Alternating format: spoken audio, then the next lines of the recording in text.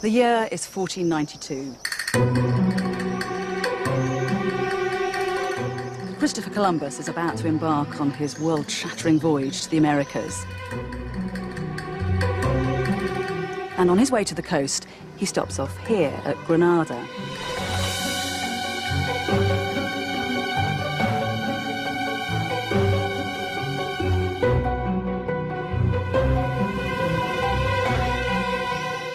He's the honoured guest of a ceremony hosted by the King and Queen of Spain, Ferdinand and Isabella.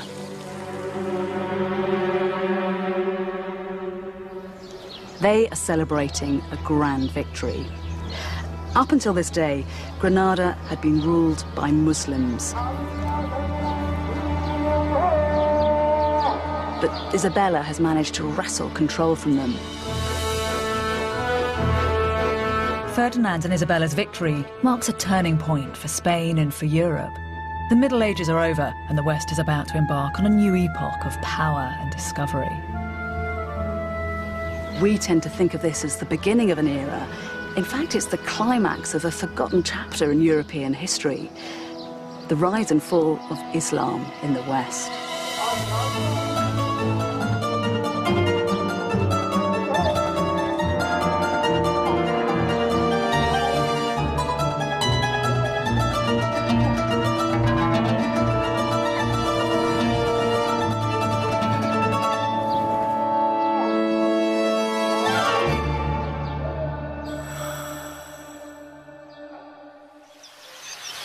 It was Rudyard Kipling who wrote, "East is east and west is west, and never the twain shall meet." And it's a worldview that still has currency today. Islam and Christianity seem to have become ideological monoliths, citadels whose gates are firmly closed to one another. But they haven't always lived such separate lives. In the year 711 AD, Muslim forces invaded Spain and created a society so rich and so powerful it was the envy of the known world. This wasn't the rigid, ferocious Islam of our imaginations, but a progressive, sensuous, intellectually curious culture that for a number of spine-tingling years looked set to sweep through the whole of Europe. It is an incredible story, but one that has been systematically written out of history.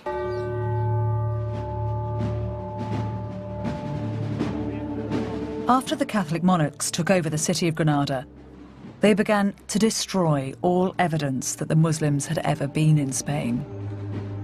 In the following century, the Spanish authorities persecuted and expelled 300,000 Muslims and burned as many as 1 million Arabic books.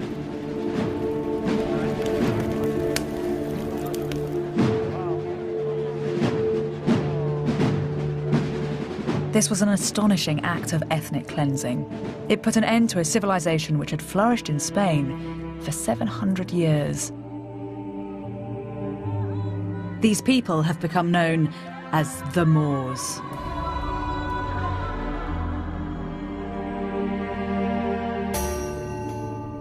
Propaganda, sparked by the Crusades, has given us an enduring image: the diabolical Moor, a dark-skinned, savage, alien enemy. But this character is a complete invention and tells us nothing about who these people really were.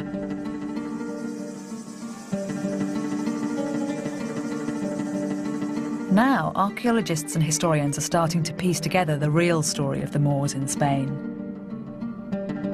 They're uncovering the remains of hidden cities, discovering the role of Muslims in the revival of the classics, and decoding the meaning of Islamic buildings. A fascinating picture has emerged. I'm going to use this new research to explore what happened when East met West in Europe.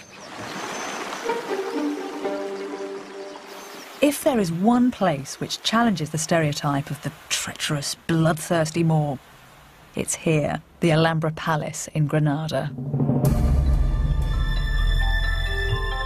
The Alhambra is one of the most complete medieval Islamic palaces in the whole world. It was built by the Muslim kings of Granada in the 14th century, at the height of their power. Its name means the red one, because the dark surrounding soil has given its stones an earthy reddish hue. The marvel of the Alhambra is its mystery. Not a single account of life here survives. All its archives were incinerated in the fires of the Inquisition. But the Catholics couldn't bring themselves to destroy this place. The Alhambra is one of the wonders of the medieval world. And by preserving it, they've kept a box of secrets that we can use to decode the civilization that built it. Inside the palace walls, the architecture is breathtaking. Although the aesthetic of this courtyard is quite cool and minimal now, in its heyday it would have been a riot of colour. Granada was very famous for producing silks, and you've had silk hangings billowing in the breeze, and silk cushions and silk rugs where people laid out to eat their dinner and to listen to music. And in fact, it's only when you get down to rug level that you appreciate one of the bits of magic of the place, because from down here, this pool acts like a kind of infinity mirror, and the whole of the palace just looks as if it's suspended in water.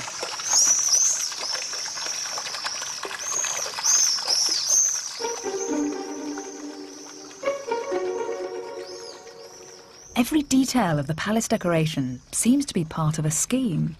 Row upon row of intricate geometric patterns are carved into the woodwork of the walls and windows. This is the throne room. It was the symbolic centre of the palace, and here the Sultan had a kind of psychological advantage over his subjects.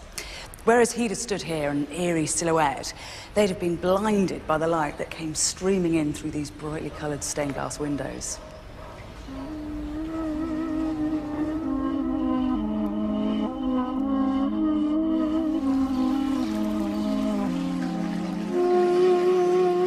The 19th century writer Washington Irving observed, "It's impossible to contemplate this abode of Oriental manners without feeling the early association of Arabian romance. One almost expects to see some dark eye sparkling through the lattice. The abode of beauty is here, as if it had been inhabited but yesterday."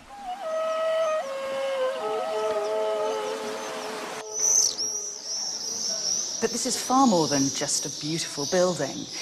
There's a specific reason why it feels so harmonious. The men who built it had a knowledge of complex geometry which had originated in the ancient world. The first man to set down these mathematical principles was the Greek philosopher Pythagoras. Pythagoras saw numbers everywhere in the universe, but his brilliance was to understand the importance of the ratio between them. Professor Antonio Fernandez Puertas has spent his life studying the Alhambra. He's discovered that the whole of the building, from the ground plan to the wall decoration, is based around one single ratio. I think everything is so perfect because everything is under control of the proportion and very, very simple. You notice that there is something magic about these buildings. There is something marvelous in your surroundings. It's very, very simple. It's the relation between the ground and the elevations of the buildings. It's as simple as that. The king ordered a new palace. He has a limited area to build the palace. To west, east, and south, he was limited. Then he did something ingenious and beautiful. The King of Granada asked his architects to harmonise each and every space within the palace according to a single set of proportions, a family of rectangles, each related to the other. If you want to get proportional rectangle, you have the same base. Take the diagonal, put it up, Yes. and you got successive rectangle, proportional rectangle. The key to the Alhambra's design is the simple relationship between the side of a square and its diagonal. If we use the diagonal to make a rectangle, and then the diagonal from that rectangle to make another, we get a progression of rectangles. The fourth rectangle is double the size of the first, and the diagonals in this sequence are in fact the square roots of 2, 3, 4 and 5. A magical sequence. And are they doing all this just with 2 set squares and a piece of string?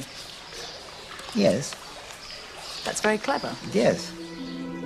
Every part of the intricate network of spaces, all the courtyards, the hallways, the placement of every column was designed using inspired variations of this proportional system. Proportion is also in the elevation. You have the kiosk. Here you build a square, and with the diagonal, you swing it up. Nothing violated this incredibly elaborate system. The Alhambra is a triumph of mathematics as much as it is of aesthetics. Mathematical ingenuity is the root of its beauty.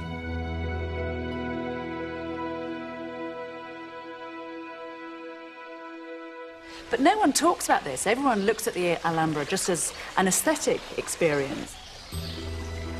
When you go to a concert and you listen to Mozart, you listen Beethoven, you listen Verdi, you don't know perhaps music, but you notice that there is something magic. Yes. It happens with that the same. You feel it. The Alhambra is so enchanting.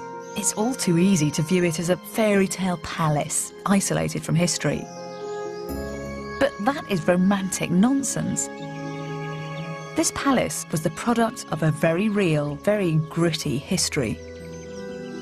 The Alhambra was built by a religious empire which, at the pinnacle of its power, dominated land from China to Africa. An empire which had the wealth and intellect to build such masterpieces. An empire whose history goes back to the deserts of 7th century Arabia.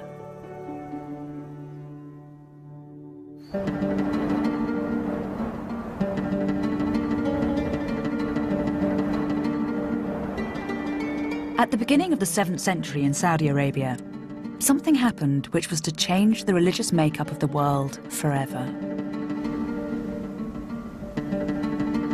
A merchant called Muhammad asserted that he had been visited by the Archangel Gabriel, who had revealed to him the true words of God.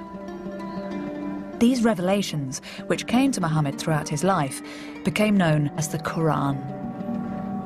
And the religion was Islam. This was a time when people were experimenting with all sorts of cults and religions, many of which fell by the wayside. But the Prophet Muhammad and his followers made an important move.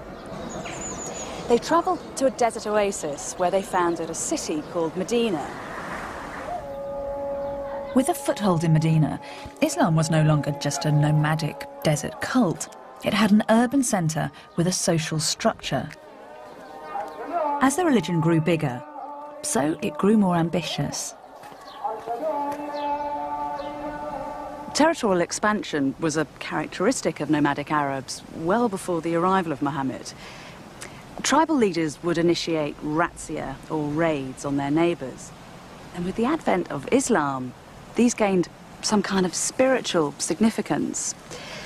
This is what one commander was reported to have said in one of the earliest ever Arabic chronicles.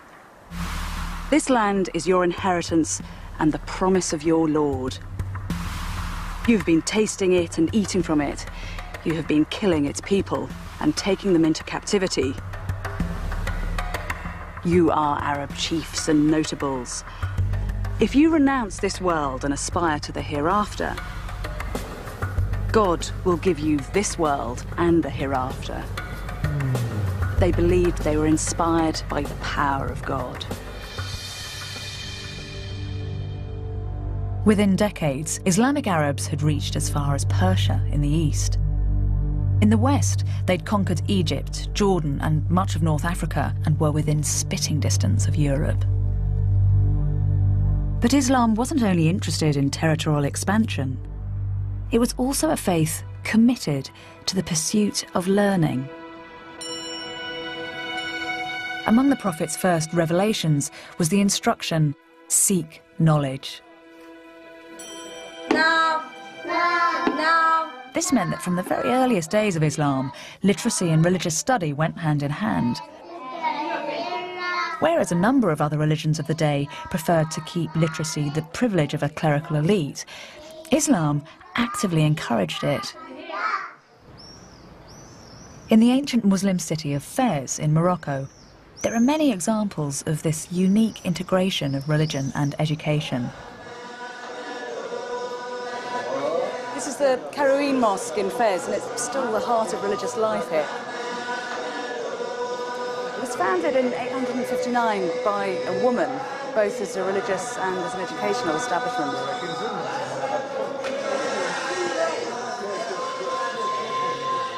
Mosques were used for teaching grammar and literacy to ordinary people.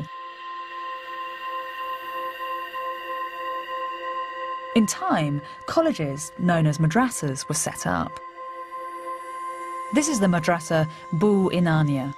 Its walls are covered with the rich, rhyming prose of the Quran.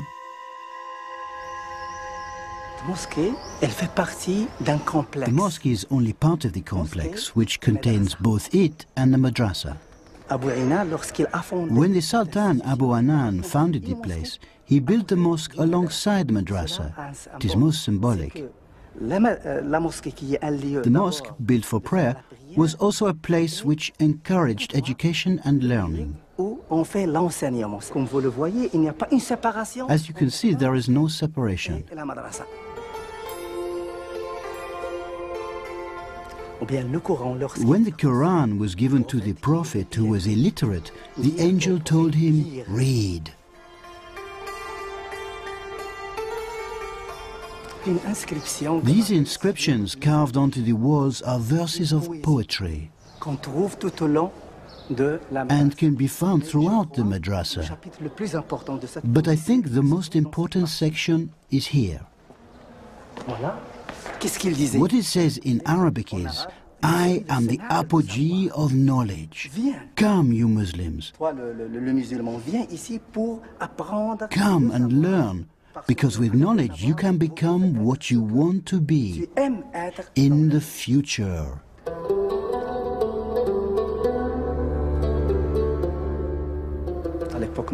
During the medieval period, knowledge was high on the agenda in the Islamic world. Muslim societies produced many books in the various spheres of knowledge, and these books came to be known worldwide. It wasn't just an enlightened attitude to reading which placed learning at the heart of the Islamic world. Necessity was also the mother of invention. Because the Arabs were nomads and desert traders who often had to travel in the cool of the night, they were well versed in using the stars as guiding devices. This developed into a very sophisticated study of astronomy. Then with the establishment of Islam, that knowledge was applied in a new way. Whenever a mosque was built, the prayer niche had to be orientated in direct relation to Mecca, and there were a number of religious festivals that had to fall on certain days in the lunar year. These were complex mathematical problems for which the Muslims devised precise solutions. Islam became a culture which naturally embraced scientific and mathematical investigation. This uninhibited attitude towards learning meant that when Muslims encountered the teachings of other cultures, they seized upon them vigorously.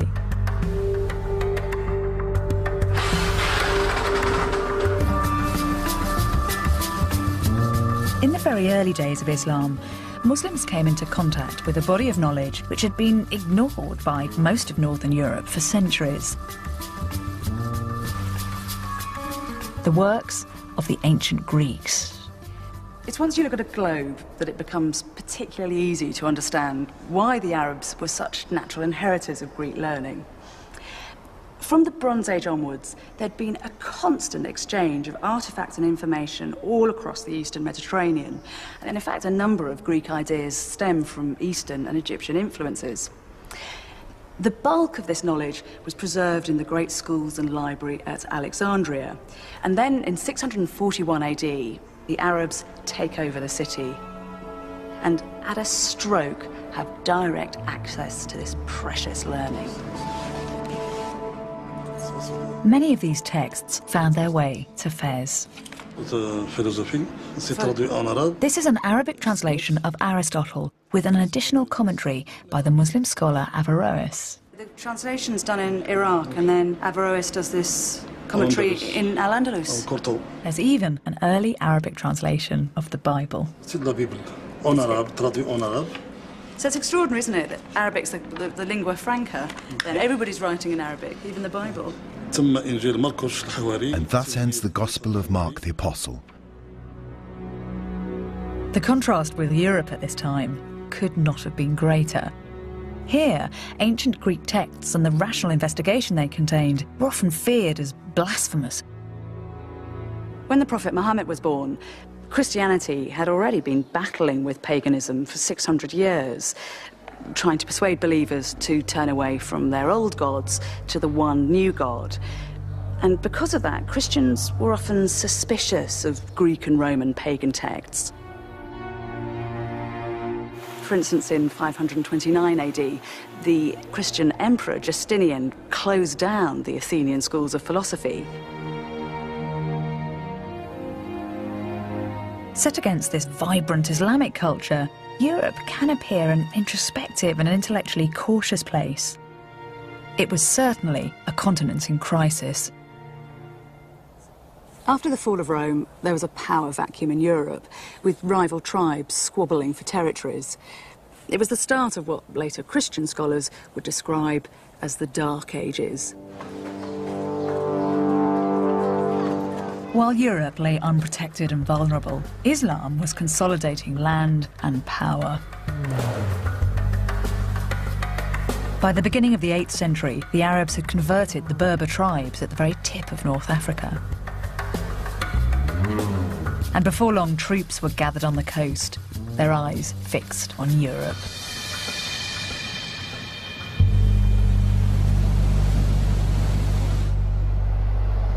This little stretch of water between Spain and Morocco is only 9 miles wide, but it's come to represent some kind of cultural chasm between Europe and Africa. But in the 8th century, when sea travel was the way to get around, that wasn't a barrier, it was a highway.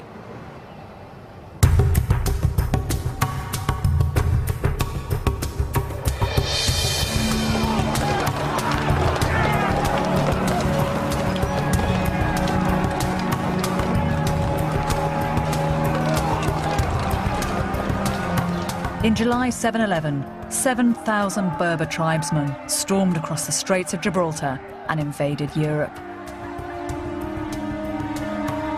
The Muslims then began an incredible process of expansion. In just 4 years, they'd colonised almost the whole of Spain, had crossed the Pyrenees, and were only halted at Poitiers in France.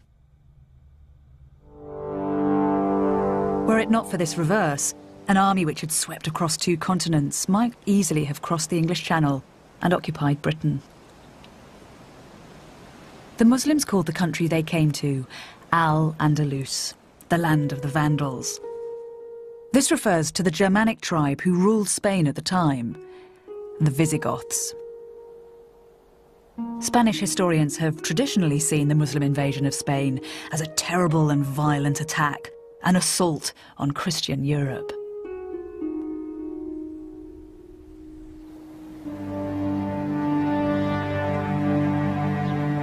In fact, here at the Visigothic site of Rocopolis near Madrid, archaeologists have found evidence which offers a rather different explanation. The city of Rocopolis, in fact, was the royal city founded by the Visigoths in order to demonstrate the power of the new state. Dimensions were spectacular for this period. And this complex is the most important discovery in Western Europe. What was it at the time that the Muslims were invading? What was the state of the city then? They founded not only here in this part of Iberia, but in everywhere of the Al-Andalus. They founded cities in crisis. Of social crisis, of urban crisis. The traditional explanation is this idea that when the Arabs came, the society collapses and the city collapses. It's not true. It's not true. The collapse of the city started during the Visigothic period. If you read the Orthodox Spanish histories, then you'll learn that predatory Muslim hordes forcibly appropriated Visigothic Spain. And there certainly were some invasion battles. But at many places, like here at Rocopolis, it seems that the newcomers were actually welcomed with open arms. We even have treaties where the Visigoths enthusiastically hand over their land in return for effective Muslim protection. We went into Spain, not to fight against the people there, but to save them from the tyranny of the Latins and others that governed them at the time. In Al-Andalus, they found a paradise on earth. When the Arabs changed location, it changed geography from their inhospitable barren homeland to a rich and fertile country. This was to transform the Arab mind. This really is the secret of how such a great civilization came to be born. The Muslim invasion of Spain had been swift and effective, but it lacked a strong leadership. The first wave of invaders were North African tribesmen, only recently converted to Islam, and without connections to the power base of Arabia. But this was about to change.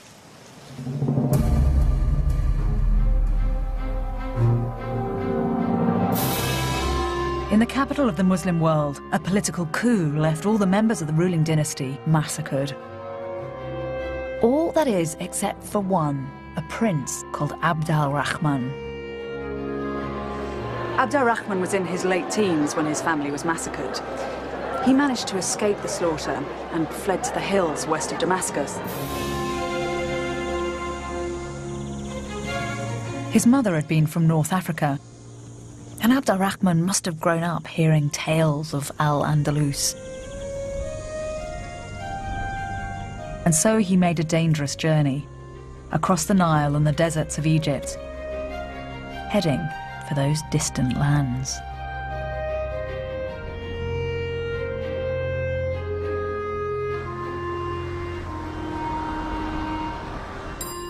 Abd al-Rahman brought culture and learning from the center of the Islamic world straight to the heart of Al-Andalus.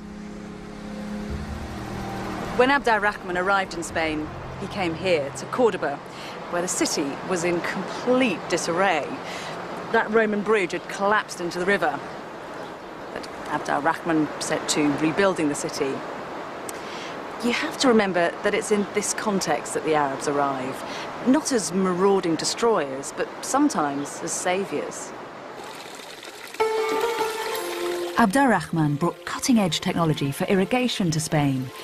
Almost immediately, the landscape was transformed.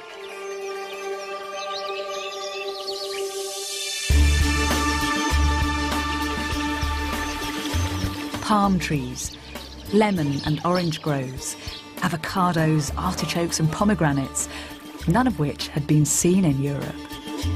Because of Abd al-Rahman's sophisticated trade network, this new agriculture created huge wealth.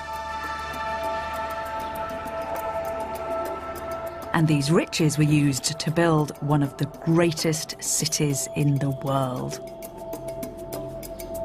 While the inhabitants of London were still living in wooden houses, the people of Cordoba had built a cosmopolitan city with a population of over 100,000, the largest settlement in Europe. Reports from European visitors to Cordoba describe a city with 70 libraries and over 300 public baths. The accounts tell of houses with running water and roads illuminated by streetlights. You often have to take medieval sources with a fairly substantial pinch of salt because chroniclers were extremely fond of exaggeration. But in fact, the new excavations here at Cordoba are actually revealing a city that was just as rich as the one that they described. These monumental palace walls belong to a Muslim aristocrat, and this channel over here is part of the water system that brought Cordoba its famously effective sewage works, as well as the fountains and the baths that so impressed all those European visitors. Cordoba was described by a 10th century German visitor as the ornament of the world.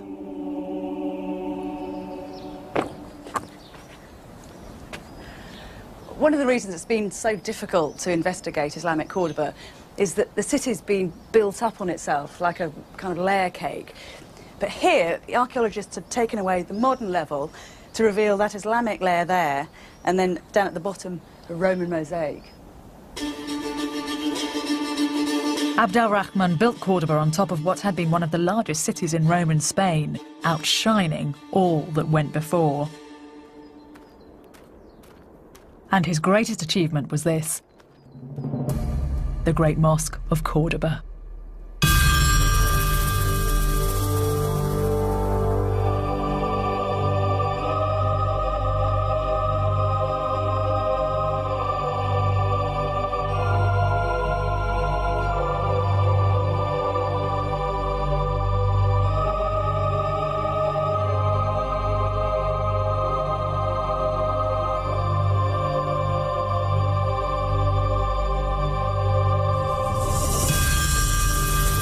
With a floor space the size of 4 football pitches, this is the largest mosque in Western Islam. The forest of 600 marble columns disappear into the distance, creating a mesmeric infinity effect. On the columns, arches balance on top of one another. Its shell-shaped prayer niche has an extraordinary acoustic, making any word spoken inside audible to the entire congregation.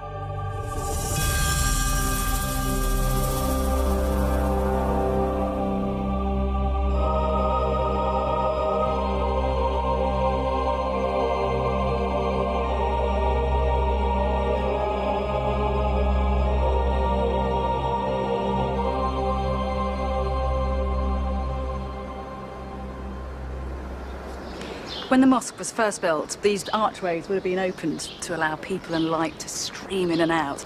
And this courtyard was a central part of the complex. People would come here to ritually purify themselves before they worshipped, or just to gossip and do business. Abd al-Rahman's original mosque was only a fraction of the size of the building that stands today. Over a period of 200 years, rulers would extend the mosque 3 times. It's been suggested that the mosque was enlarged because each new ruler of the city wanted to stamp his authority on the building. But there's also a more straightforward explanation. The Cordoba Mosque had to accommodate the burgeoning number of worshippers. The Muslim population of Spain was growing fast.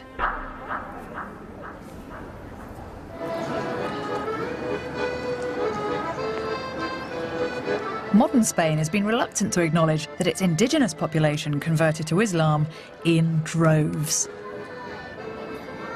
The standard history books present the Muslim occupation of Spain as something that was superficial, just a surface colonisation by an Arab elite, not a presence that had any kind of lasting impact on the bulk of the population. New archaeological evidence is turning that idea on its head.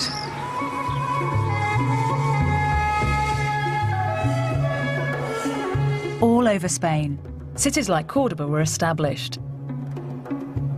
Even Madrid was founded by Muslims. The original Arab walls still stand behind the royal palace. How far did Muslim communities spread through Spain? We see remains dating from the time of the Andalus almost everywhere. People were Arabized, losing the form of Latin they were speaking until then, And they were Islamized in the sense that they dropped Christianity and converted to Islam in massive numbers. In a way, the Islamization and Arabization of territories like Al-Andalus is very similar to what happened to the Roman Empire, when people wanted to convert to the values and to the cultural values, to the religious values, and to the way of living of what seemed to be a civilization which had lots of advantages. I think it's very easy to forget that at this moment in time, Islam is a culture of innovation, isn't it? As you said, it's drawing in ideas from the East. It's a culture of phenomenal innovation. The opportunities of living because of the market, because of the trade relations and so on, which were much more interesting.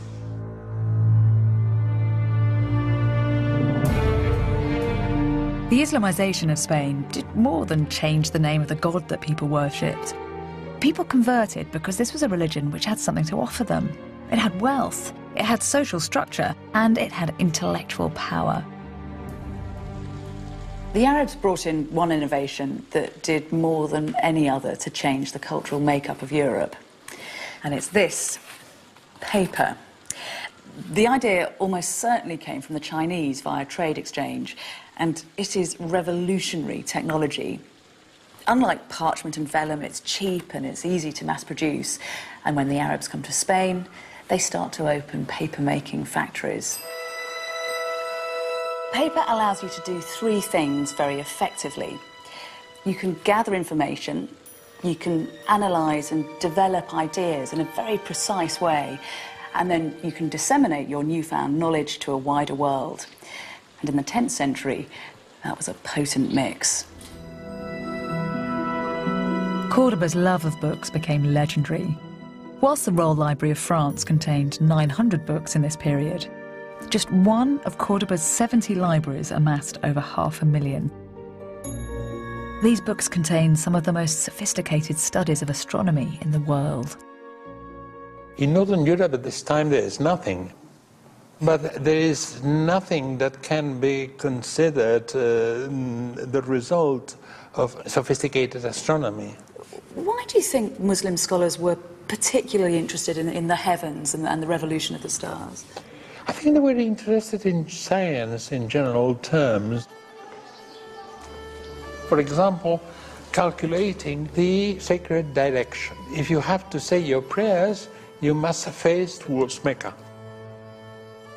Calculating the direction of Mecca from a given place is not so easy. It is a complicated mathematical problem for which the Arabs had exact solutions from the 9th century. One of the ways in which the Muslims solved these problems was by developing a Greek instrument called the astrolabe. The astrolabe enabled nighttime navigation, which helped to advance sea travel, and this in turn set the stage for the coming era of worldwide exploration and discovery. Cordoban scientists were streets ahead of the rest of Europe, especially when it came to medicine. This account comes from an Islamic physician who encountered a Christian doctor at work. They brought me a knight who had an abscess on his leg and a woman suffering from consumption. I made a plaster for the knight and the swelling opened and improved. For the woman, I prescribed a diet to revive her consumption. But then the Frankish doctor arrived and objected. "Bring me a strong knight with a well-sharpened battle axe," he said. The knight struck a blow, the marrow of the leg spurted out, and the wounded man died on the spot.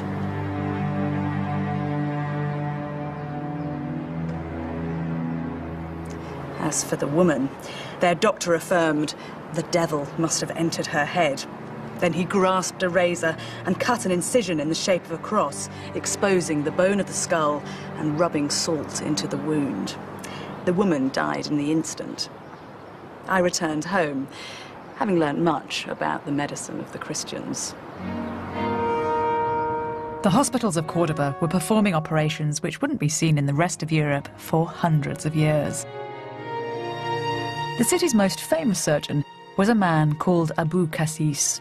He spent 40 years compiling a hugely influential medical compendium. Chapter 30 dealt with surgery.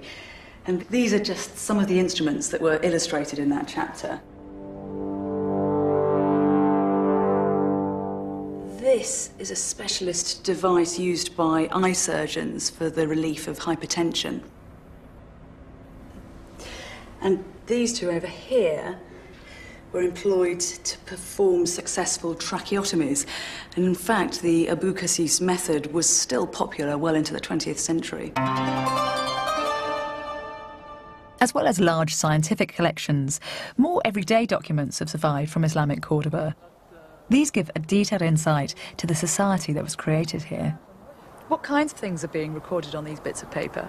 In this document there was written everything, absolutely everything. So does that mean that people in the lower classes of society could read? Yes, they are poor people with a very good education.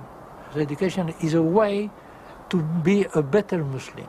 So being a better Muslim means that you know the Quran and you know everything of the law. The law is not a king law, it is the God law. Divine law. Divine law. Have you got any physical examples of these documents? Yes, I have one. Well, it is a contract about plowing the land.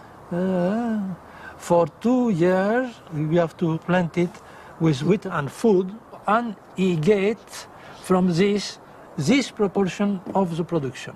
The Muslim give a new thing. The land is mine. I rent you the land, and you give me a part of the production. People are interested not in having hunting lands like a lord or squire in England. The landlord rent his land. And it's empowering as well, because if you're the lowest rung of society and yet you have some rights to your own land and you can keep a lot of the produce. Yes.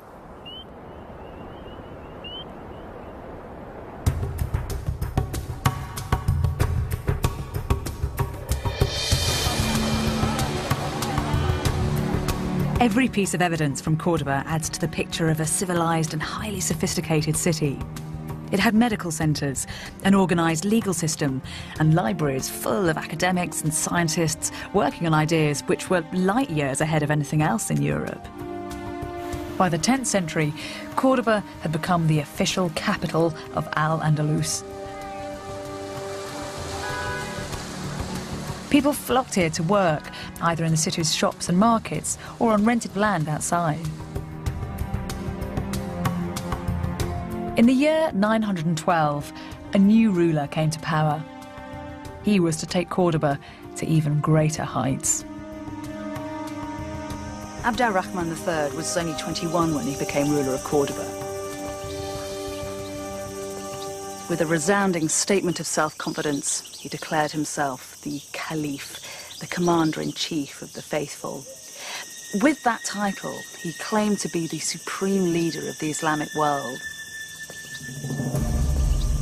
At a stroke, he repositioned Muslim Spain, so it was no longer a Western outpost, but instead a key power in Islam. And to complement his role as Caliph, Abd al-Rahman III built himself one of the biggest royal palaces in the world.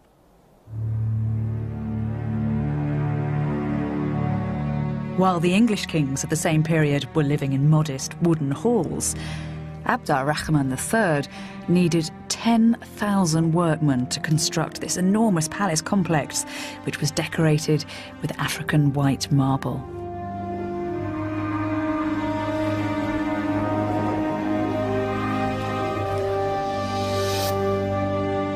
The alabaster palace, surrounded by acres of date palms, was described as a concubine lying in the arms of a black eunuch. It was called Medina al-Zahra, after the Caliph's favourite.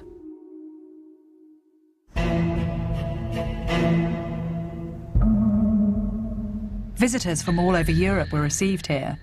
A monk from Germany called John of Gauss left a record of his trip. You have to try and imagine the impression this place would have made on John of Gauss. The walls were studded with tiles made of silver and gold, and on the roof there was a massive representation of the heavens. Mechanical lions roared in the corridors, and in the rafters there were mechanical birds that twittered away. Here in the centre of the room, there were 2 bowls filled with mercury that would catch the light and then send it shattering back out to dazzle the visitors.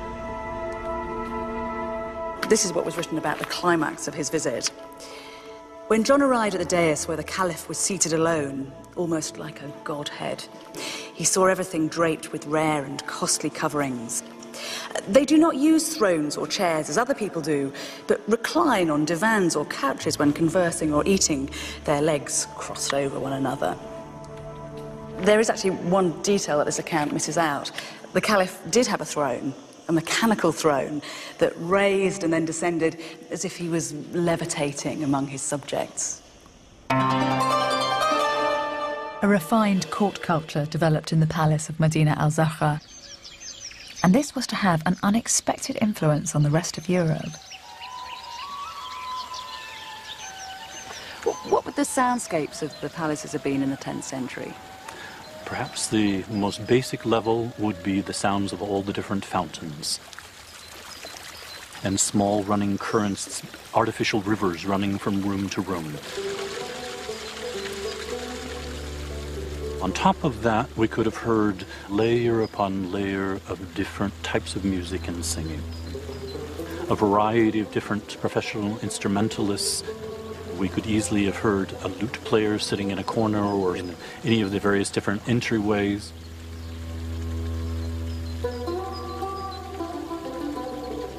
There would be a slightly more formal presentation of a singing girl. What were these singers expected to do? Were they concubines as well? Well, in some sense, we're doing an injustice by just referring to them as singers. These women were entertainers at every level. They had to be able to converse. They had to be able to discuss intelligent subjects. They had to be able to compose poetry, recite poetry. For Arabs, poetry is the single most important art of their culture. If we look at a picture of the entire world, there are only 3 cultures that we know of that had developed end rhyme by the 7th century: China, India, and the Arabs. Love is a welcome malady. Those who are free of it want not to be immune, and those who are stricken want not to be cured. The courtly love tradition has long been seen as something European. It came to form the basis of the Western concept of romantic love. But this cornerstone of our culture originated in Islamic Spain.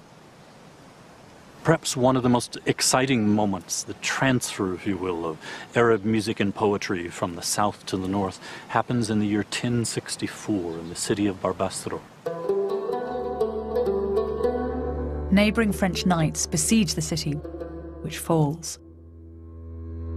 Its booty includes hundreds of singing girls who go to the second-in-command, William VIII of Aquitaine. He received a large number of Moorish singing girls, which he then took back with him to France. He died at a fairly young age, and his heir, William IX, inherited this household at age 15. And William IX is known to us in literary history as the first troubadour. So it's almost positive that William IX would not only have grown up as a child in a household in which there were Arab singing girls, but at the age of 15, he actually became their master.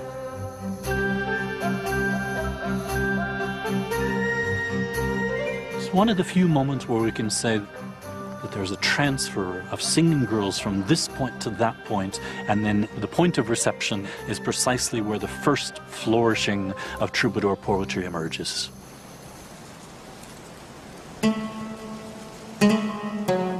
But the glorious court of Medina al-Zahra was not to last forever. Within the palace were sown the very seeds of its destruction.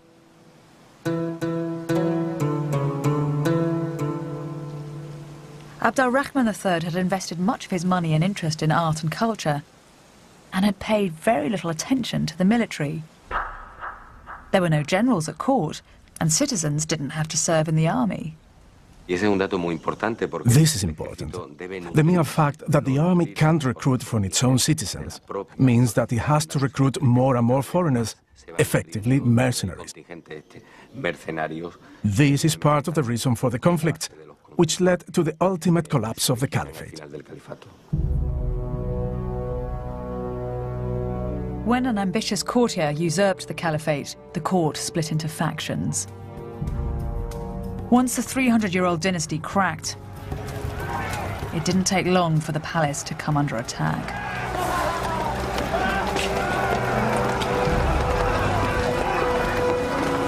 Medina al-Zahra was quickly smashed and plundered.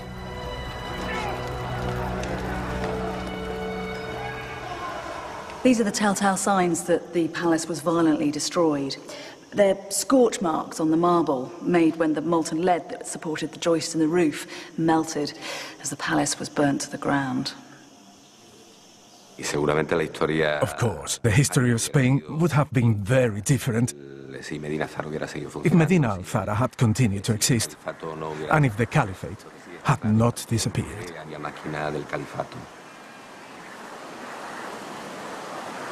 Rahman III's unique dynasty had come to a terrible end. And in the north of the country, another religious power was eyeing up the rich lands of Al-Andalus. Its name was Christendom.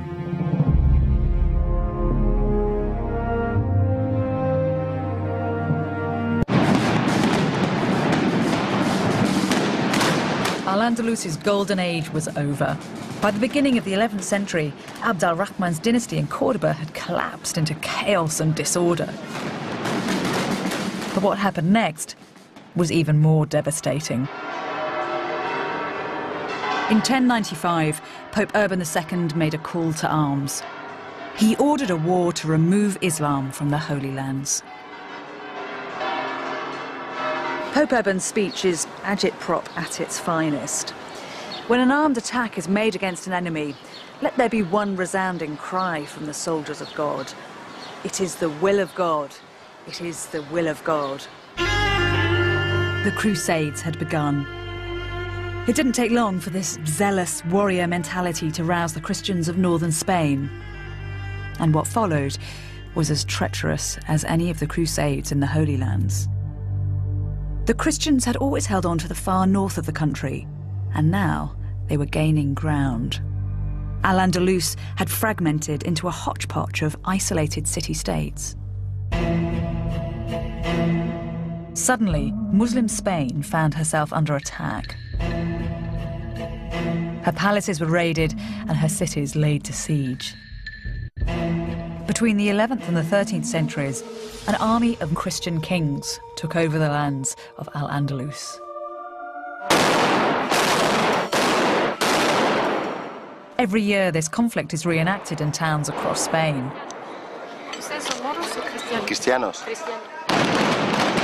This, the victor's version of history, glamorizes what was actually a dishonorable and dirty war.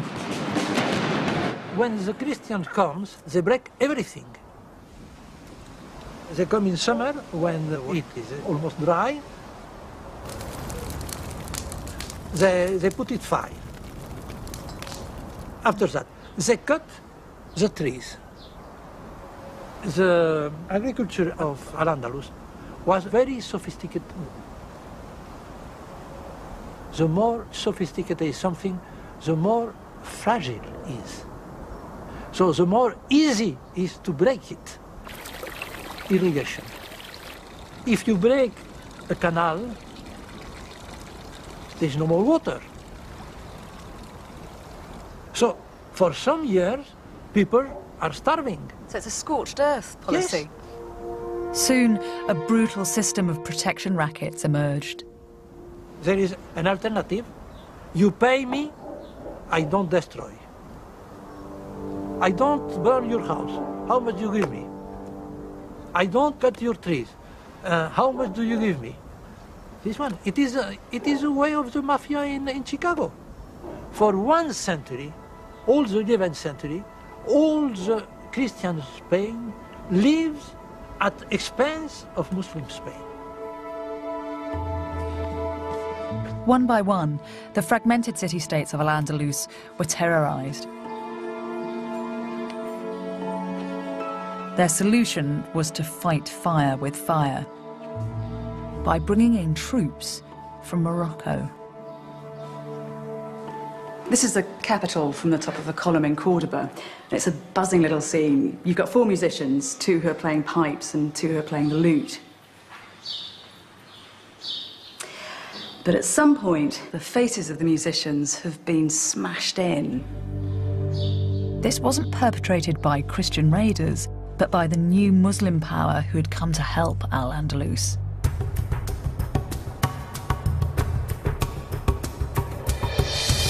The troops who came as military support were strict fundamentalists with a fearsome fighting reputation. They were called the Almoravids.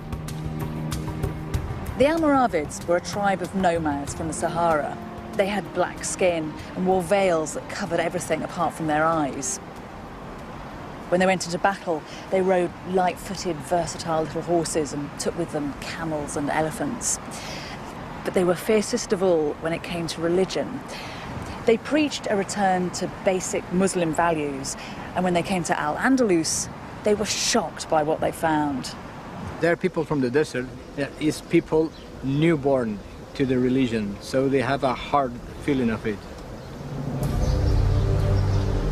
Evangelical Islam. Yeah, absolutely. Not accustomed to civilization. Yeah. What did they think had gone wrong with Islam here? They felt they have to purify things. They said, this is people very accustomed to civilization, to science. They're talking with Christians, with Jews. This is a mix that we don't like it. We want purified people.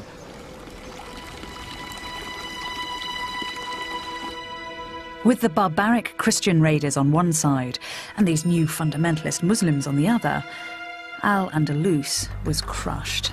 It descended into corruption. A Christian king would provide military aid to a weak Muslim king in return for a substantial payment of gold coin. The whole of Al-Andalus was subjected to this system of extortion. The trouble is, modern Spain chooses to remember this war rather differently. La Reconquista, the reconquest, is presented as a valiant crusade in which Spain is returned to its rightful Christian owners. This pantomime version of history is personified in many of Spain's national heroes, the greatest of whom is a knight called Guzman el Bueno. Every town in Spain has a street named after Guzman el Bueno. He's one of the country's best-loved historical figures. The story of when Guzman defended the town of Tarifa from Muslim raids is well known in Spain. Guzman's descendants, the Medina Sidonia family, became one of the richest landowners in the country. The Duchess of Medina Sidonia has discovered something remarkable about her illustrious ancestor. Guzman el Bueno is the first of the Guzman family we know about. He is the founder of the family. He came here and lived in this very house.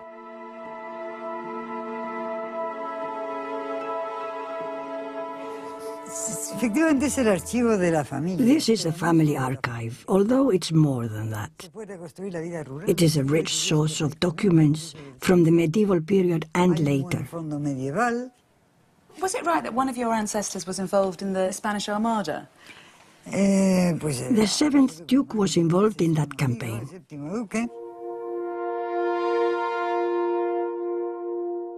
This document dates from 1288.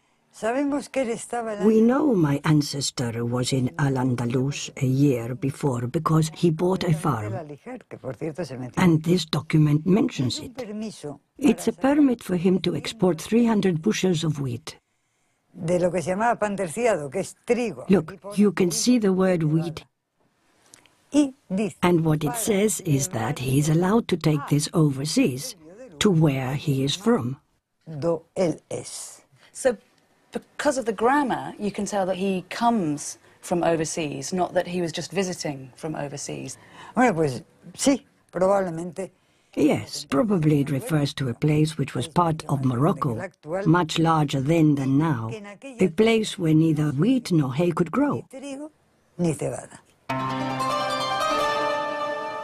The Duchess had discovered that her ancestor, the great Christian knight Guzman el Bueno, was actually a Muslim.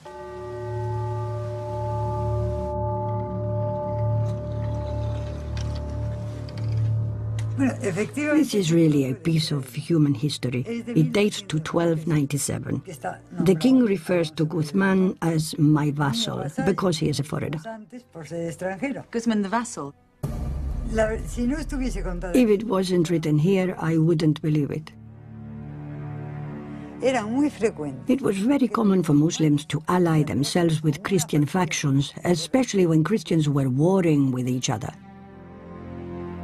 It must have been quite a surprise to discover that your ancestor was a Muslim. Yes, a great surprise.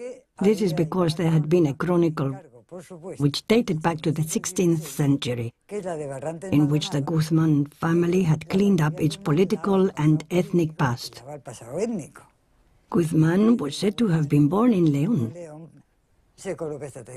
They didn't just do this with the Guzman family, but with all the families that had doubtful ancestors, ancestors of doubtful race. They cleaned it all up. We have a whole load of documents here from the Spanish register, and they turn everything we know about Spanish history upside down. The Spanish are simply inventing history. They have turned history into a fable. The idea that the Christians and the Muslims were fighting a holy war was created in Spain long after the Reconquest actually took place. Even Spain's most famous hero, the swashbuckling El Cid, is caught up in this fantasy. In films and books, El Cid is celebrated as a kind of Christian pin-up, a crusader in the fight against the terrible Moor. But El Cid spent his life, like El Bueno, as a mercenary, fighting for whomsoever would pay him. The name Cid means the master in Arabic. So El Cid's an Arabic name? Yes. In fact, he was the king of Valencia when Valencia was an Islamic city, and he didn't change anything there. So he had Muslim allies? That's it. Yeah. That's not the story you hear, is it? No, I think the history is much more interesting than the history you hear. So he was a Christian king, but he didn't force the Muslims that he controlled to convert? No, he was... In fact, we cannot see the Reconquest as a process of conversion. This is a process of trial and error, of people gaining lands and people gaining prestige. It's just realpolitik. It's all about getting land. That's it. We are painting now everything with an religious ideology, but it is not. So religion's a kind of convenient excuse rather than the driving force? Absolutely. Religion is always an excuse. El Cid and Guzman el Bueno weren't simply Christian soldiers fighting a Muslim enemy. If anything, this was a civil war, with both sides desperately scrabbling for land and wealth.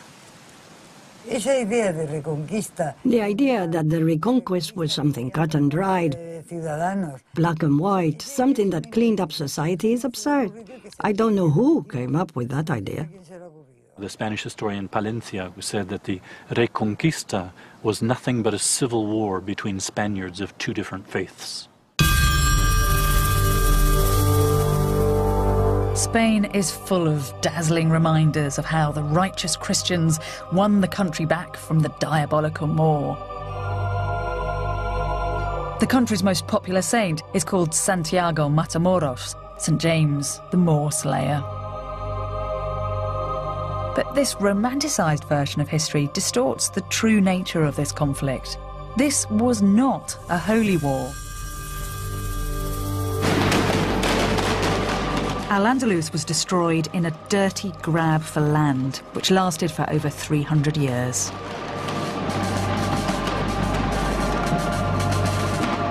And in this conflict, the more refined society was the one least equipped for war.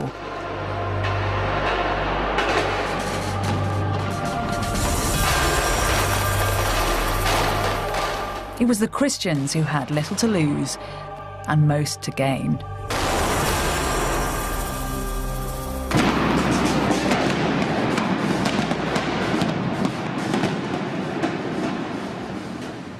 And what happened when the Christians began to take over exposes a curious respect for Muslim culture. When the Christian King Peter took control of Seville in 1248, this is what he had made. It is a beautiful building. It was built for a Christian, and yet in every way it resembles an Islamic palace.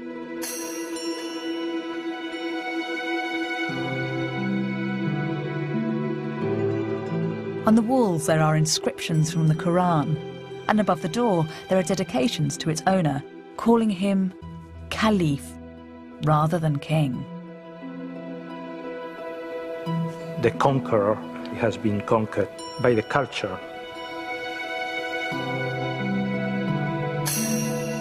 It's a tiny bit unexpected that when this Christian king rebuilt this palace, he made it appear so Arabic. It feels as if we're in the Alhambra here. Well, this palace has many relations with the Alhambra, especially with the Court of Lions. Both builders, King Muhammad V of Granada and King Peter I of Castile, were friends. You have to consider that in Europe, at this time, there was not an architecture of such splendor comparable to Al-Andalus. And this made a very big attraction for the Christians. And this is why this architecture was used by the Christian to show to the nobility of the kingdom the power, the authority, this room covered with this marvelous dome. It symbolized a power, because it's the heavens that turns around the king.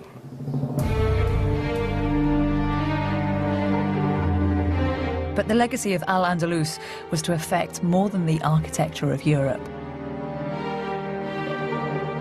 In the midst of this terrible struggle, something incredible was to happen, which would fire the minds of Europeans and expand our intellectual horizons.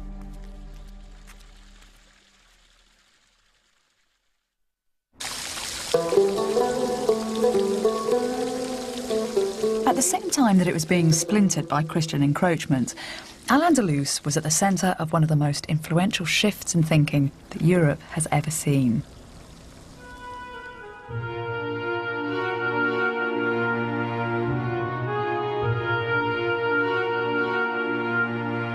Between the Middle Ages and the modern era, Europe underwent a massive intellectual and cultural revolution.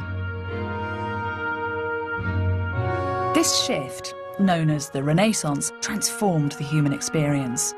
It prompted the exploration of science and the arts and changed the way that men and women saw themselves in relation to God. The Renaissance and the scientific revolution that followed were critical stages in the development of Europe.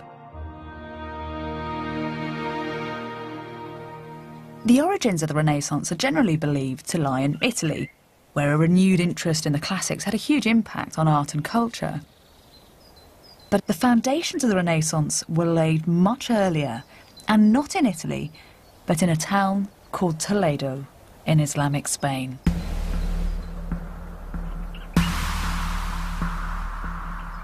Toledo was one of Al-Andalus's vulnerable city-states, and in 1085, the Christians seized control of it.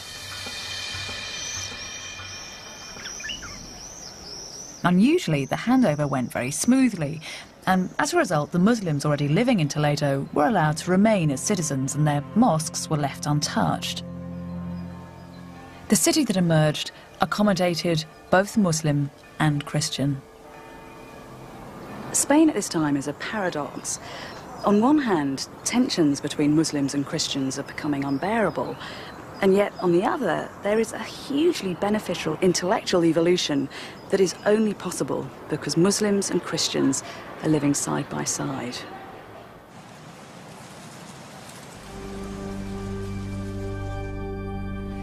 When you first walk into this building, you'd be absolutely justified in presuming that you'd come into a mosque.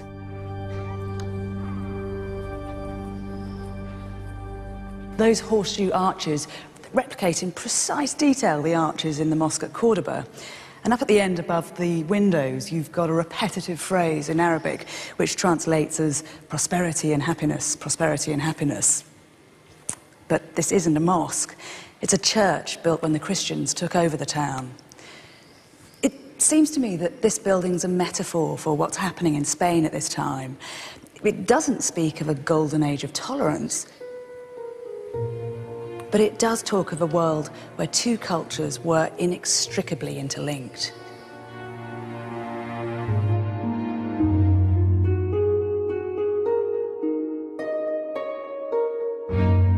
When Toledo fell to the Christians, its doors were opened to travellers and intellectuals from all over Europe. These people mixed with the Muslims in the city, learning their language and reading their books. Many of the adventurers came from England. In the late 1100s, an Englishman known as Daniel of Morley travelled to Europe to study. But as his autobiography reveals, he was disgusted with what he found there. I stopped a while in Paris, and there I saw asses rather than men, pretending to be very important. They had desks in front of them, heaving under the weight of 2 or 3 immovable tomes, but because they did not know anything, they were no better than marble statues. I did not want to get infected by a similar petrifaction, but when I heard that the doctrine of the Arabs was in fashion in Toledo, I hurried there as quickly as I could so that I could hear the wisest philosophers in the world. Just as the fall of Alexandria had made a massive body of Greek knowledge available to the Arabs 400 years previously, now the Christian conquest of Toledo passed this storehouse of knowledge on to Europeans, who flocked here in their hundreds. At the backs of shops and in courtyards, groups of men started to gather together, Christians, Muslims and Jews, to work on texts that had been stored in the archives of mosques and churches. These were extraordinary manuscripts, translations of Aristotle and Plato and Euclid, as well as original works by Arabic mathematicians, astronomers and alchemists. This was a resource like no other in the rest of Europe. It was intellectual dynamite. People came from all over Europe. All these works that were lost in Europe could be found in Toledo. There was lots of wisdom here. How did the translators work together here in Toledo? In the first period, there was usually 2 people working together. And then another person who was learned in Latin would write it down in Latin. And that was, I think, the target of working together, and it was very clear. I think it really made it more accurate because it was a teamwork. How long have these manuscripts been kept in Toledo? Well, most of the translations were carried out in the 12th and 13th century. That means for almost 900 years, most of them.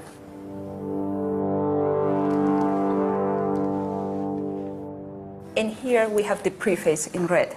That's where we learn about the process of translation. In this case, we read that this book was translated by Gerard of Cremona. It is a medical treatise by Ibn Sina, by Avicenna, and it was translated ab Arabico, from Arabic, in Latinum, into Latin, in Toledo. Yeah. It's a very rich document, isn't it? You get a sense of how valued these things were.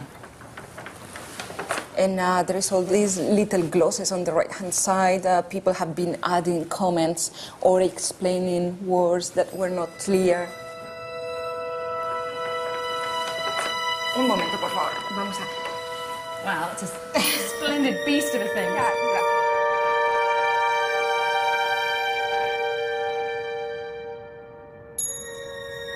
yeah. Is this looks like it's a work of Aristotle, is it?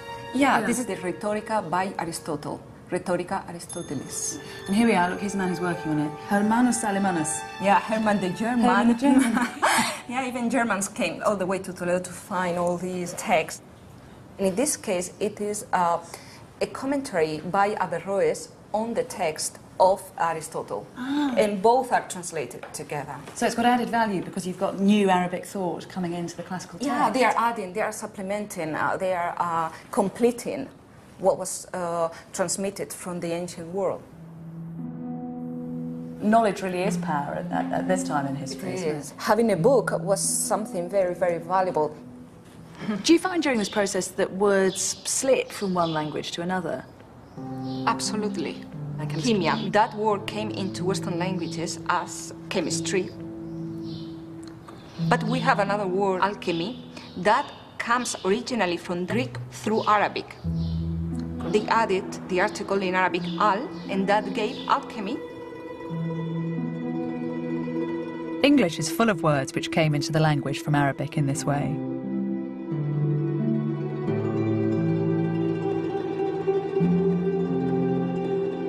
Many of them describe mathematical concepts which were completely new to Europe. Algorithms are named after an Arabic mathematician, and the concept of zero comes from the Arabic sifr, which means empty. It's where we get our word cipher from. But of course, the most obvious and lasting impact is the use of Arabic numerals. And in this Spanish-Latin text, which dates from around about 986 AD, we have the first example of Arabic numerals written in Europe. Here they are. 1, 2, 3, 4, 5, 6, 7, 8, 9. Imagine trying to do something like multiplication with Roman numerals. Once the numbers get above a certain amount, they are ridiculously unwieldy. This new, agile numerical system made everyday things like bookkeeping and accounting more accessible. Mathematics developed, and the construction of complex architectural projects became much easier.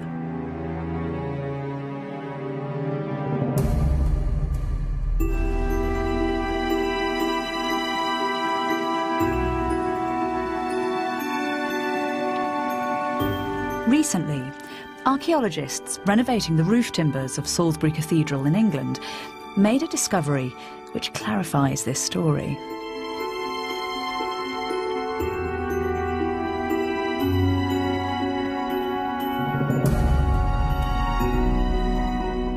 On some of the beams that support the roof, there are a series of numbers that were carved in around 1200 AD when the cathedral was built.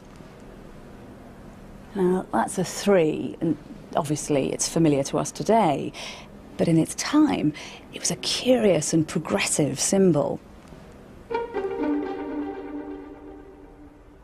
At this time, everyone in England was still using the clunky old Roman numerals, but here in the rafters of one cathedral, a new trend appears to have caught on. These numbers, the numbers that we use today, the fact that they're here is proof that the ordinary craftsmen who carved them benefited from an explosion of knowledge that started in Arabia and spread through Europe via Islamic Spain. And the travellers from Toledo brought more than just practical knowledge back to England. After a number of years, Daniel of Morley returned from Toledo, his cases crammed with documents and volumes. And when he arrived in England, he made an appointment to hand this precious booty over to his patron, who was a bishop. This benefactor was one of a team of scholars who wanted to establish their town as a centre of learning. And the name of the town was Oxford. The universities that were founded in Paris, Bologna and Oxford at this time based their new curriculum on the radical ideas which were pouring out of Toledo. One of Daniel of Morley's compatriots, a man called Adelard of Bath, published this volume just after he got back from Toledo.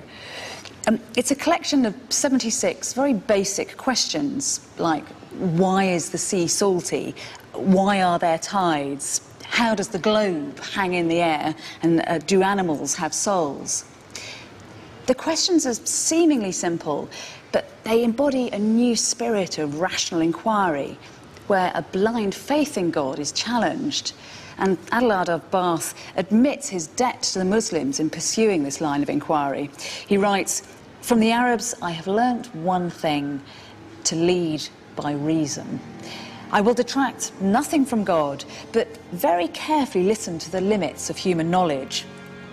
Only where this utterly breaks down should we refer things to God." The Muslims developed a massive program of translations in which they translated from Greek into Arabic everything that had reached them. And this was something that was promoted by the whole society. And the result of this is that they translated practically all Greek knowledge. There's the first period in which they translate and they learn, they assimilate.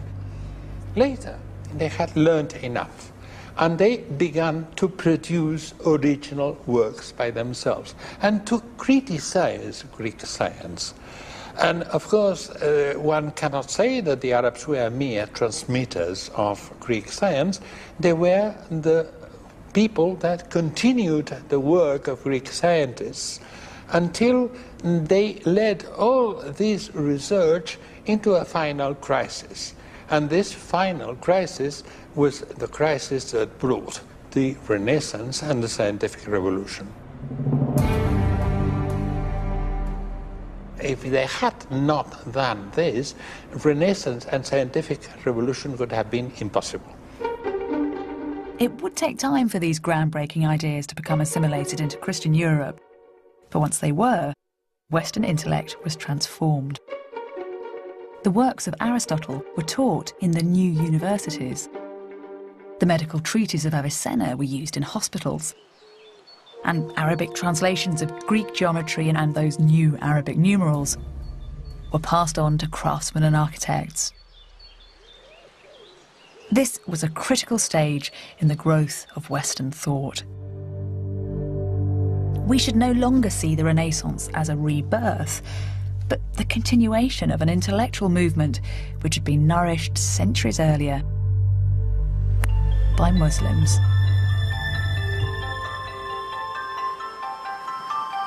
And yet the role of the Muslims in the development of the European mind is rarely acknowledged.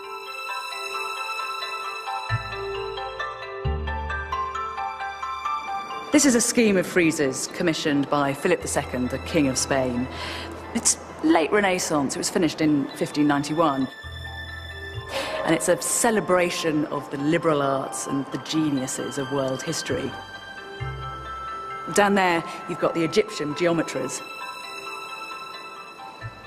And here are the teachers in the classical Greek gymnasia, who, interestingly and completely incongruously, are using Arabic numerals. But nowhere is there Averroes or Abu Qasis. The Arab intellectuals have been airbrushed out of history.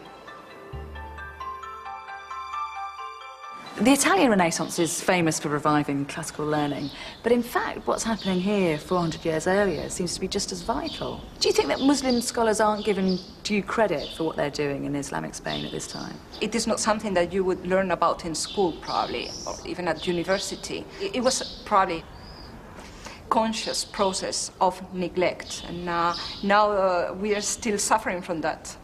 Extremely selective history writing. That's right. It is due to the conflict that existed between the two worlds. These remarkable ideas were leaching out of Al-Andalus at precisely the same time that the Christians were flooding in. The frontier, which had started far north of Madrid, was gradually pushing southwards. Then, in 1236, Cordoba fell, followed by Valencia and Seville, until by 1250, only the Kingdom of Granada remained Muslim.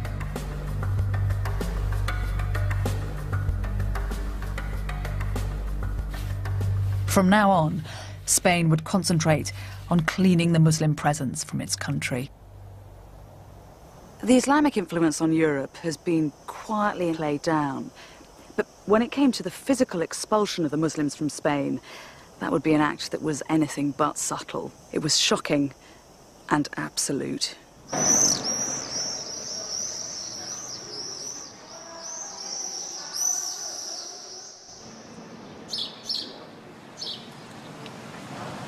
The history of Al-Andalus was about to take a new and sinister turn.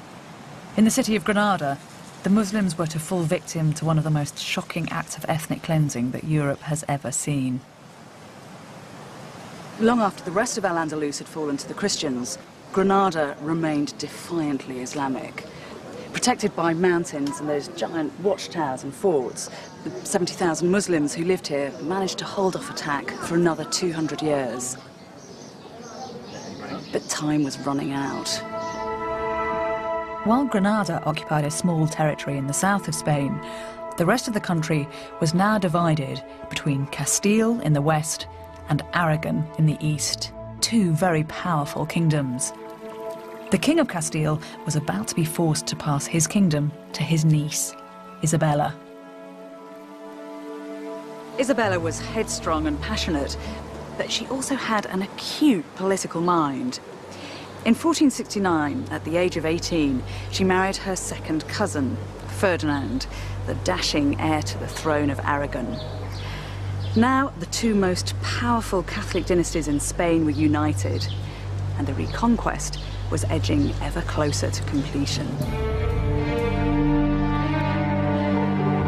Granada was blocking Isabella's vision of a unified Spain, and so it had to be reclaimed.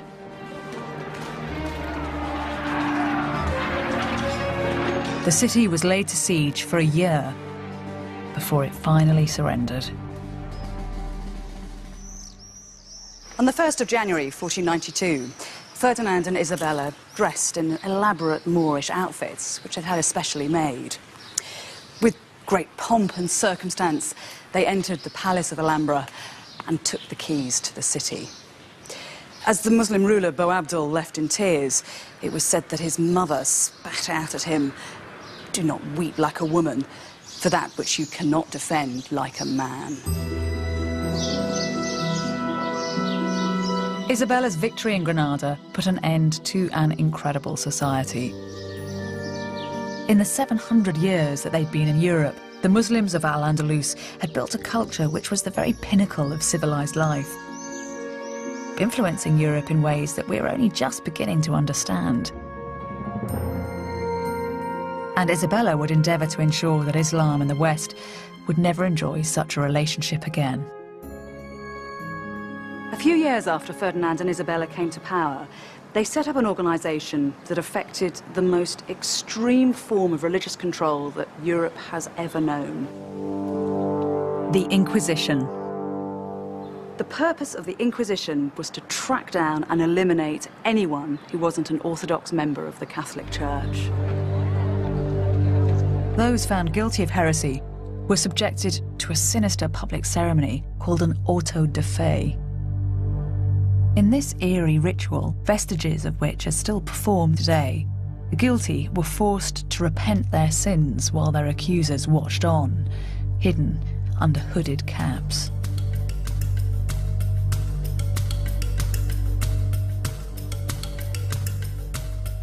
The sinners were then detained.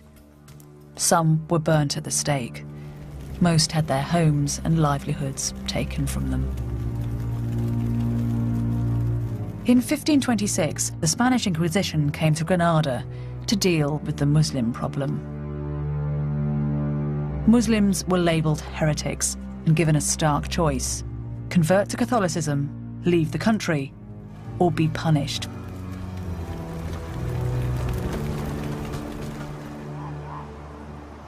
The Muslims of Granada were segregated from the rest of the population. Their ghetto survives as the old quarter of the city today. It's a fantastic house. Thank you. Many of the houses that the Muslims were forced out of are still standing. Antonio Orihuela lives in one. It's almost inverted, because you don't have any windows looking out onto the street, but the focus is in the middle, here on the courtyard. Yes, the courtyard is the center of the family life. So all the doors and windows are open to the courtyard and closed to the street. Privacy was one of the most important characteristics of these houses. Outside the house, they were Christian. They went to the church with the priest, they celebrate the wedding in the Christian way, but then later they came home to celebrate again the wedding in the Muslim style. And what happened though when the Inquisition came knocking on the door? Well, as you see, these houses had the bent entry. So from outside, even if the door is open, it's not possible to see what happens in the courtyard. The Inquisitors went from door to door, seeking out those they still suspected of being Muslim. A number of civic leaders had already been expelled, and so often it was only women and children left. They herded them up and held them in churches by night so that they could be tried the following morning. Some of the women cried out that they were like lambs being taken to the slaughter and wished that instead they'd been allowed to die in their own home. The Inquisition was so brutally efficient that within 20 years, all Muslims in Spain had been forcibly converted to Catholicism. But this wasn't enough. Many still continued to practice their faith in private. And so, in 1609, the Spanish crown ordered the removal of all Muslims from Spain. Perhaps the most shocking thing in the expulsion is they were not actually expelling Arabs, nor were they expelling Berbers. The huge majority of the people that were being expelled by blood, by DNA, if you will, were as Iberian as their Christian cousins in the north who were kicking them out of the peninsula. It's really it's an enormously different vision of what the expulsions were and what they meant when we realize that the people who were being thrust out were as native to the peninsula as the Christian kings. Why do you think the Catholic authorities felt they had to expel the Moors in 1609? The Spanish Empire, for it was indeed by then the empire, simply felt pressed in so many different directions. They were very much afraid of the Turks, who were in fact raiding from North Africa and raiding along the southern coast of Spain. They were fighting wars still in the Americas. It was one internal problem that they simply could not deal with any longer. In 10 years, over 250,000 Muslims were expelled from Spain. Forbidden to take any possessions with them, most sought refuge in North Africa.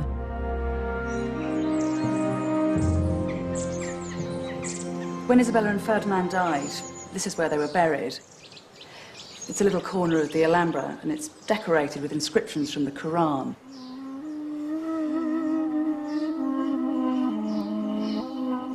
They read, "There is no true God but Allah."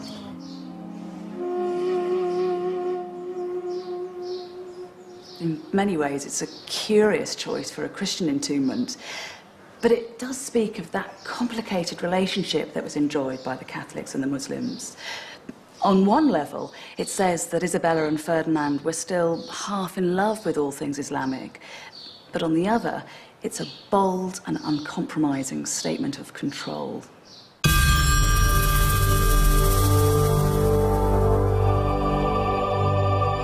And in Cordoba, the new Catholic rulers did something unbelievable. In a daring act of what can only be described as inspired vandalism, architects gouged out the centre of the mosque, but in its place built one of the most spectacular cathedrals in Spain.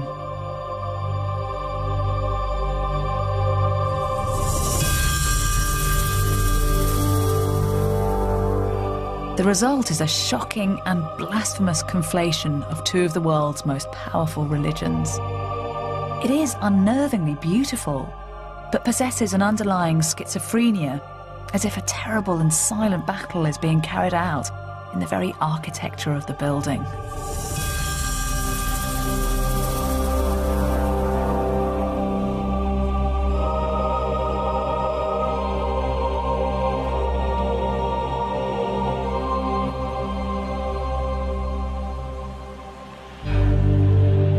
Spain's troubled relationship with its Muslim past continued into the 20th century. The dictator Franco invented his own version of his country's heritage. For Franco, this period was somehow interrupting what was for him a continuum history. He wanted somehow to, if not delete it, he wanted to forget about it. So what he did was to explain the whole Muslim or the whole Al-Andalus as a kind of continuum from the Visigothic period to the Catholic kings, by saying that the Muslims in Al-Andalus were not such big, good Muslims, but much more Christianized. So this is the political use of history. He wanted to explain the identity of being Spaniards. And for Franco, that identity was a continuation from the Visigothic period right through to the Catholic period. Yeah, exactly. Serafin Fanjul is an academic whose books on the history of Al-Andalus are bestsellers in Spain. Do you think that Spanish people today are proud at all of the Arabic episode in their history, or are they ashamed of it? No, not at all. Strictly speaking, it's not our past. It's the past of other people. As a modern-day Spaniard, I would feel very little connection with the Arab past. Spanish people don't live like them. We don't dress like them. We don't feel like them. I don't know how you can say we are the same, because we are not the same. We have nothing in common. Nothing in common. And if I weren't a professor of Arabic studies, I would have absolutely no feeling for Muslim culture.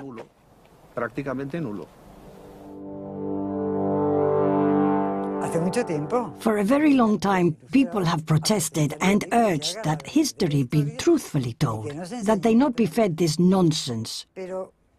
But this is the inheritance of the Inquisition. The Inquisition's character is alive and well. I can tell you one thing. Spanish people have a tendency to prevent others from speaking their minds, a tendency to try and control the way others behave and think. You can be sure that when you try and speak the truth, you pay for it. And so Al-Andalus fell. East became East, and West became West. Two distinct cultures, politically and religiously divided. And yet, what the history of the Moors shows is that these two cultures are also linked in ways that we might never have imagined. The West has been inspired by Islam, but more than that, it was in the very act of fighting the Muslims that Europe consolidated its identity.